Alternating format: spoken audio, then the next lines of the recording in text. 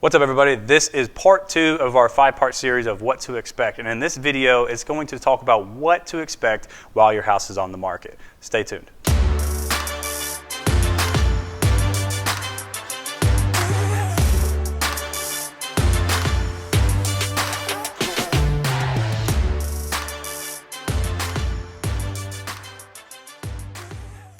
Hey everyone, Andrew here with the Lake team in Houston, Texas. Welcome back to our channel. We have another fantastic video lined up for you guys today. And if you're watching this on YouTube, go ahead and smash that subscribe button down below.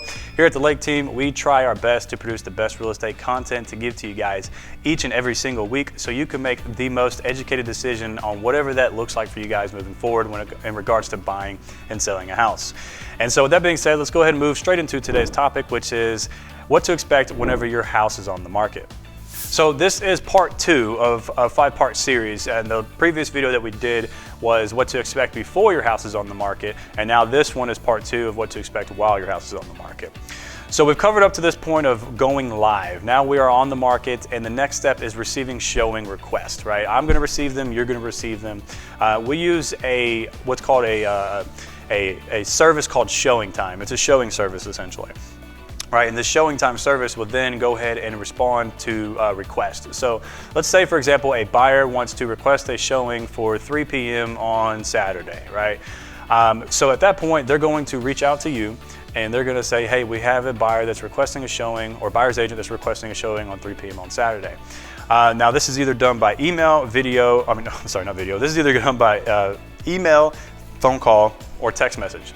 And on the text message, it's, you respond with the letter Y or the letter N for yes or no. So then it's up to you to go ahead and accept or deny the showing based off of that time and if that time works for you. And it's equally important to also remember to remain flexible as possible. I know there's some agents request crazy times, and I know it may not be the best time for you. So you just gotta understand like when is not acceptable time frames for you guys, and we establish our time frames when we first initially visit with each other. But it is important to try to remain as flexible as possible for these buyers, because the overall objective here is to sell the house for the most money. Next up, we have keeping your house show ready. So we did make a video on this topic actually. I'll leave it in the link of the description, or I'll put a card up here right now to check it out. Either one will work, but it's imperative that you keep your house show ready. First impressions do matter. So, in a nutshell of what that video talked about was, keeping all of your lights on for the showings, open up all your interior doors, open up all the blinds to let all that beautiful natural light flow through the property. The reason why I say that is because it makes it a heck of a lot easier for a buyer's agent and their buyer to walk through the property without having to turn on all the lights. And it's not uncommon that it's not like HGTV where the buyer's agent's just sitting there waiting on them, and then they show up. It's not typically how it works. A lot of times, they're scheduling maybe 3 or 4 houses to go look at once. And so they might arrive at your house together at the same time. And so they're with their agent as the agent's opening the door. And so you don't want the agent and their buyer walking through the property and then they're turning on the lights as they go, right? So you want them to streamline that process for them, right? Make it easy for them. Make that first impression of, oh wow, it's so beautiful in here, natural lights flowing through, all the lights are on, it looks great.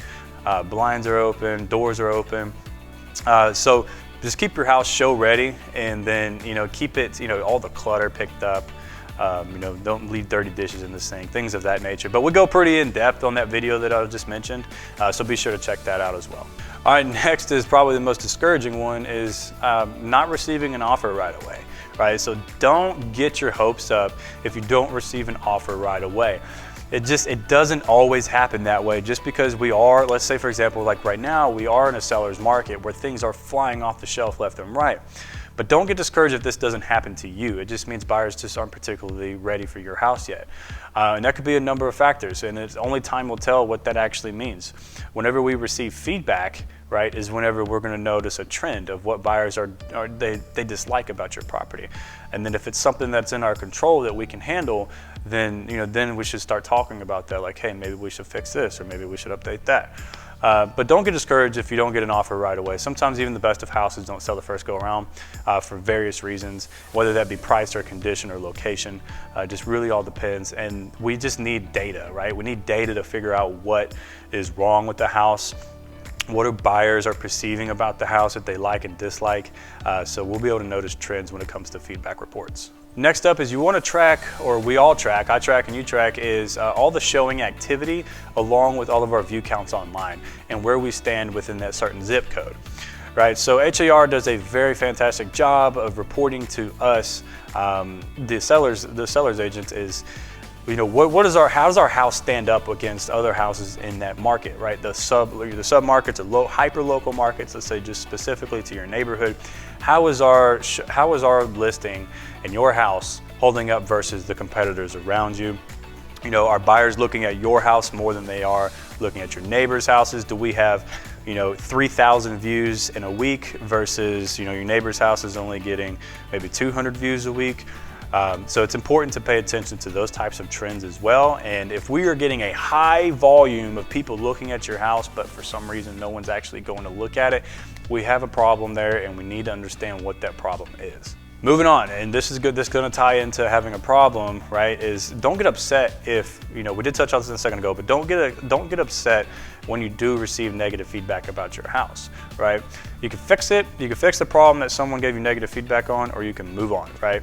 But pay attention to any of the trends, as I mentioned earlier in this video, right? If there's a trend that's going on, let's say you have 10 showings and 9 out of 10 people said that your house stinks like dog and there's, you know, the carpet looks terrible, then it may be beneficial to you to try to fix some of that, right?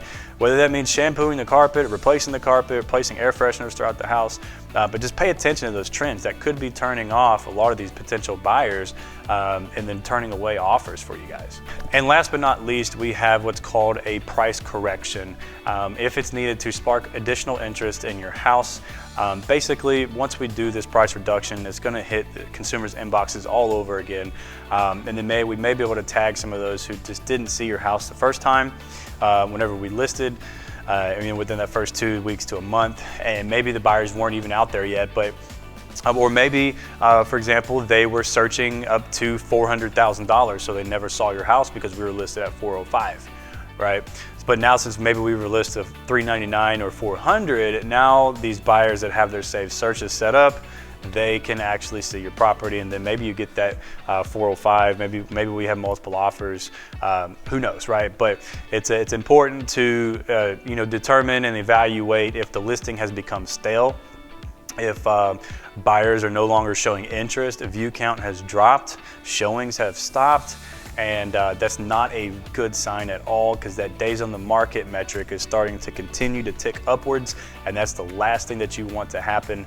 And I made another video regarding that as well, but that's the last thing you want to happen. And so it is imperative at this point to go ahead and discuss a price correction, which is we're going to reduce the price to hit up more consumers' inboxes and to kind of bring light, or bring life, like for example, bring life back to that listing all over again. All right, guys, well, that's going to wrap up part 2 of this 5-part series of what to expect when your house is on the market, or what to expect, I'm sorry, throughout the whole process of this, the selling process. But anyways, man, let me know what you guys think in the comment section below. If you have any other additional topics that you'd like us to cover, feel free to leave a suggestion below as well, and we will be happy to make a video covering that particular topic. And if you're watching this on YouTube, don't forget to hit that or smash that subscribe button down below, and hit that bell icon and hit that like button, the thumbs up if you like the video. Here at the Lake Team, we try to produce the best real estate content to put out to you guys each and every single week. And with that being said, I'm gonna go ahead and sign off for today. I'm Andrew with the Lake Team here in Houston, Texas, and I'll see you guys next week.